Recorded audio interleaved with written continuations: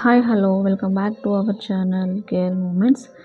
ఈరోజు ఈ వీడియోలో మనం తెలుసుకోబోయే టాపిక్ ఏంటంటే కలియుగ ప్రత్యక్ష దైవంగా పేరుగాంచిన శ్రీనివాసుడు స్వయంగా వెలిసిన ఆలయాలు చాలా ఉన్నాయి. అందులో ఒకటి వాడపల్లి శ్రీ వెంకటేశ్వర స్వామి వారి ఆలయం. ఈ ఆలయంలో 7 శనివారాలు ఈ ఆలయాన్ని దర్శిస్తే ఎలాంటి కష్టాలైనా తొలగిపోతాయని నమ్మకం. 7 శనివారం ఎలా దర్శించాలి, ఈ ఆలయానికి ఆ పేరు ఎలా వచ్చింది, ఈ ఆలయం ఎక్కడుంది, వెళ్ళే రూట్ ఏంటి, స్థల పురాణం, ఇవన్నీ మనం ఈ వీడియోలో అయితే డిస్కస్ చేసుకుందాం.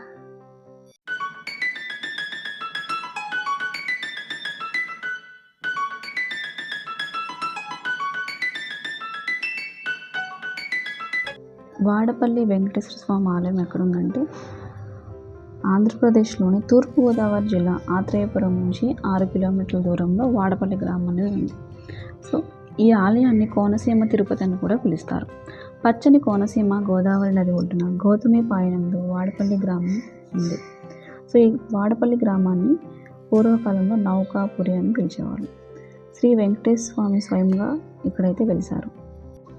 ఈ ఆలయంలో గర్భాలయంలోని మూల విరాట్ శిలకు బదులుగా ఎర్రచందనం కొయ్యగా ఉంటుంది. స్వయంభు క్షేత్రం వాడపల్లి వెంకటేశ్వర స్వామిని కళ్యాణ వెంకటేశ్వర స్వామి అని కూడా పిలుస్తారు. ఈ ఆలయంలో గోదాదేవి కళ్యాణం నిర్వహిస్తే వివాహం కాని వారు ఎవరైనా సరే వివాహం అవుతుందని ఇక్కడ ప్రగాఢ నమ్మకం.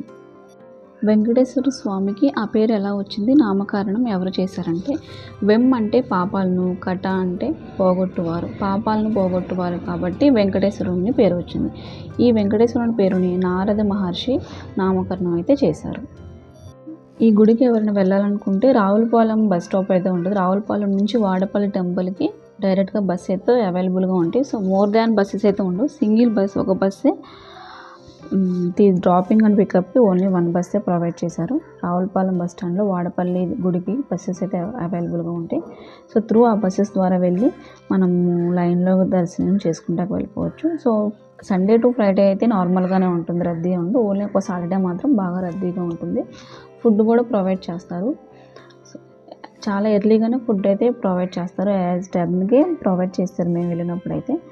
సాటర్డే అయితే ఇంకా కొంచెం లేట్ అవ్వచ్చు, ఎర్లీగా అవ్వచ్చు. అంటే వచ్చిన దర్శనంలో ఉన్న పిలిగ్రామ్స్ని బేస్ చేసుకుని ఫుడ్ డొనేషన్ అయితే ఉంటుంది. ఇదండి వాడపల్లి యొక్క ఎలా వెళ్ళాలి రూట్ మ్యాప్ అయితే మనం చెప్పుకున్నాం కదా. నెక్స్ట్ వీడియోలో గుడి చరిత్ర, స్థల పురాణం గురించి నెక్స్ట్ వీడియోలో చెప్పుకుందాం. ఈ వీడియో నచ్చినట్లయితే లైక్ చేయండి, కామెంట్ చేయండి, షేర్ చేయండి. మీరు ఎవరైనా వాడపల్లి విజిట్ చేసినట్లయితే కామెంట్ సెక్షన్లో కామెంట్ చేయండి. Thank you for watching.